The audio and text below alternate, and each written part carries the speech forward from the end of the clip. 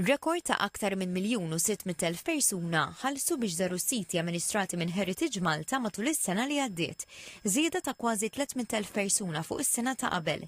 Dawn iċ-ċifri li ġew ikkwotati waqt konferenza dwar il-preżent u l-futur tal-wirt kulturali Malti bħala parti mill-proċess nazzjonali ta' konsultazzjoni Viżjoni Malta 2050 juru l-popolarità u d-domanda li teżisti għal wirt kulturali ta' pajjiżna.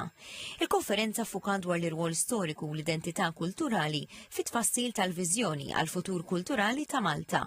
Il-numri juru li l-passat huwa relevanti iżjed minn qatt qabel għaliex kemm il-Maltin u anki it-turisti li qed jinteressaw ruħhom fil-patrimonju uniku ta' Malta qed jiżdiedu.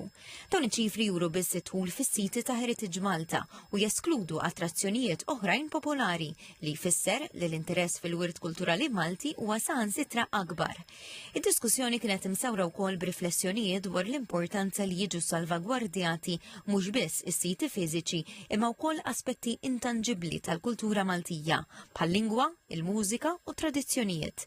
Il-Ministru għall-Wirt Kulturali Owen Bonnici enfasizza l-importanza kulturali u soċjali tal-wirt Malti u saħa kif bl-investiment kontinwu fir-restawr, fil-konservazzjoni u fl-aċċessibilità tas-siti qed jiġi assigurat li l-wirt kulturali Malti jibqa' ħaj għal ġenerazzjonijiet futuri.